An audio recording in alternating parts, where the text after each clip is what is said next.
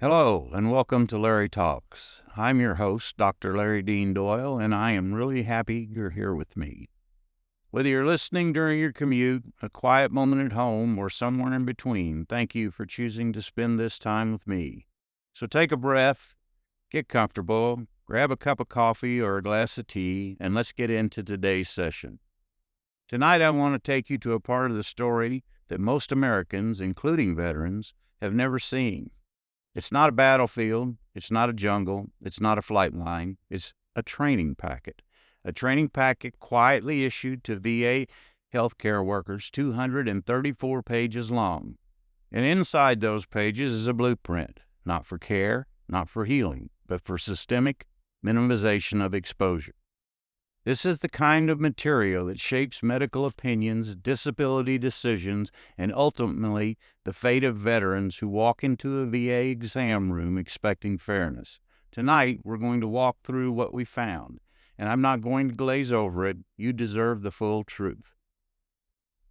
When I opened the VA training packet, the first thing that hit me was the age of the sources.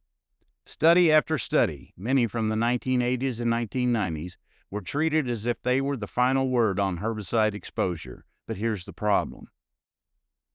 Those studies have been challenged, contradicted, or outright replaced by later research, such as the 2015 study by the National Academy's Medical Section. Yet the VA training packet ignored the newer science, clung to the older, weaker conclusions, and trained healthcare workers to rely on them. This isn't an accident, it's institutional inertia or institutional design. Then came the second red flag. The packet leaned heavily, and I mean heavily, on the work of Alvin Young. If you've been following this podcast, you already know his name. Young was the architect of the minimal exposure narrative. He was the consultant who repeatedly told federal agencies that exposure was unlikely, improbable, or impossible. And here he is again, embedded in VA healthcare training. His conclusions weren't presented as one viewpoint. They were presented as the viewpoint. That's not science, that's doctrine. This is the part that stopped me cold. The training packet included language that discouraged healthcare workers from diagnosing exposure. Let me say that again. The VA trained its healthcare workers not to diagnose exposure. Instead, they were instructed to default to VA policy, avoid independent medical judgment, treat exposure as unlikely unless the veteran fit narrow, pre-approved categories. This is how systemic bias is built. Not through one bad actor, not through one bad decision, but through training, through policy, through institutional muscle memory. As I kept reading, another pattern emerged. The packet relied on a very small cluster of authors, many of whom were tied to DoD or VA-aligned studies. There was no diversity of scientific opinion, no competing viewpoints, no acknowledgement of contradictory findings. It was an echo chamber, and that echo chamber shaped the medical opinions that determined whether veterans received benefits or were denied. Here's where the pattern becomes undeniable. We found multiple examples where later research contradicted earlier findings, but the VA training packet kept the older, weaker conclusions and omitted the newer, more veteran-favorable evidence. This is not how science works. This is how institutional narratives work. When you only keep the conclusions that support your policy, you're not practicing medicine, you're practicing defense. Now let's talk about what this means in the real world. These training materials directly shape compensation and pension exams, medical opinions, disability ratings, appeals, and ultimately the lives of veterans and their families. When a healthcare worker walks into a CMP exam room, they're not walking in with neutral training. They're walking in with institutionally curated assumptions that minimize exposure, assumptions that dismiss risk, assumptions that tilt the scales before the veteran even sits down. This is why so many veterans hear the same phrases, the same denials, the same language, almost word for word. It's not coincidence, it's training. Everything we found in the VA training packet ties directly to the broader pattern we're uncovering. The Agent Orange working group records, the aborted mission data, the C-123 contamination history, the interagency communications, the MDL 381 obligations, the FOIA delays, the missing records, the contradictory statements across agencies. This isn't a series of isolated events. It's a system that shaped policy, a system that shaped medical opinions, a system that shaped outcomes. And now, through FOIA, through documentation, through persistence, we're pulling that system into the light. Before we go any further, I want to step back and talk about something bigger than policy, bigger than the FOIA, bigger than the VA, and bigger than Agent Orange. I want to talk about a promise made by Abraham Lincoln at the end of the Civil War, a moment when the nation was exhausted, divided, and wounded. Lincoln stood before the American people and said, "With malice toward none, with charity for all, to care for him who shall have borne the battle, and for his widow and his orphan." That wasn't just a speech, that was a moral contract.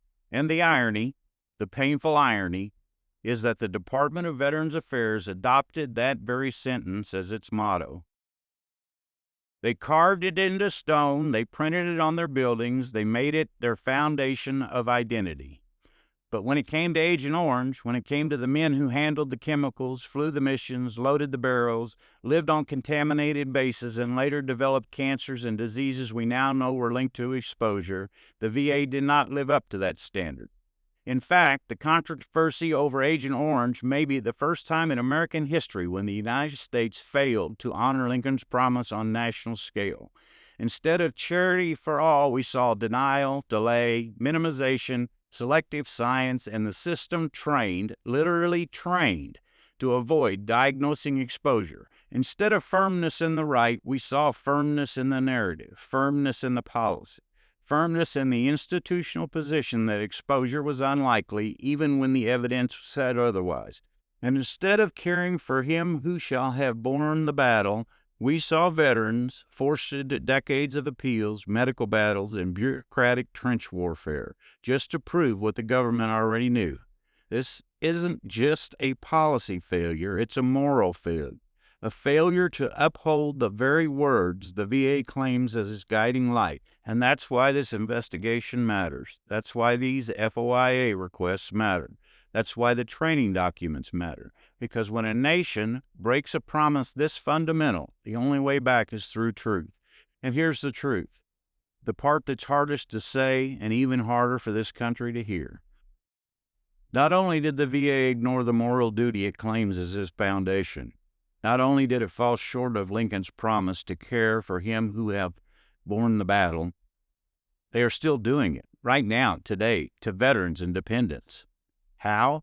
By continuing to rely on outdated studies that have been proven invalid, by training healthcare workers with obsolete science, by recycling conclusions that have been contradicted by newer research, and by utterly failing, to apply the law that Congress wrote specifically to protect veterans from this exact kind of institutional behavior. I'm talking about 38 U.S.C. 5107B, the benefit of the doubt rule. The law says, when after careful consideration of all procurable and assembled data, a reasonable doubt arises, such doubt shall be resolved in favor of the claimant. In plain English, when the records are missing, when the evidence is incomplete, when the government destroyed the files, when the science is uncertain, when the history is messy, the veteran gets the benefit of the doubt. That's the law. That's the standard. That's the safeguard Congress put in place because war records are imperfect and always will be. But here's the tension. The one the VA doesn't want to talk about. When agencies demand near scientific certainty before granting a claim, when they require veterans to prove exposure with documentation the government itself lost or destroyed, when they treat uncertainty as a reason to deny instead of a reason to grant, they are standing in direct conflict with 5107B. The statute was written precisely because the government knew decades ago that its own records would be incomplete, inconsistent, or missing entirely. The law says the burden of ambiguity belongs to the government, but the VA has placed that burden squarely on the shoulders of the veteran. And that is the deepest betrayal of all, because when you combine outdated science, biased training, institutional minimization, missing records, destroyed records, and your refusal to apply the benefit of the doubt rule, you don't get a fair system. You get a machine designed to deny it. And that machine has been running for decades. So tonight, I want you to take one thing away. The VA training packet wasn't just a stack of papers. It was a window into how institutions think, how they train, how they defend themselves, and how they shape the narrative long before a veteran ever files a claim. We're not done. We're just getting started. And as we move through the next FOIA responses from the Air Force, from HHS, from CDC, from the Secretary of Defense, this training packet becomes a cornerstone. Because once you understand how the system trained its healthcare workers, you understand how the system produced its outcome. And that's how accountability begins. As I wrap up today's episode, I hope it gave you something to think about, and maybe even something to carry with you and think about. If this session resonated with you, please feel free to share it with a veteran or a dependent who is suffering, or someone who might need to hear it, or someone who may be interested in this topic. And don't forget to click on the follow icon so you don't miss future episodes and sessions.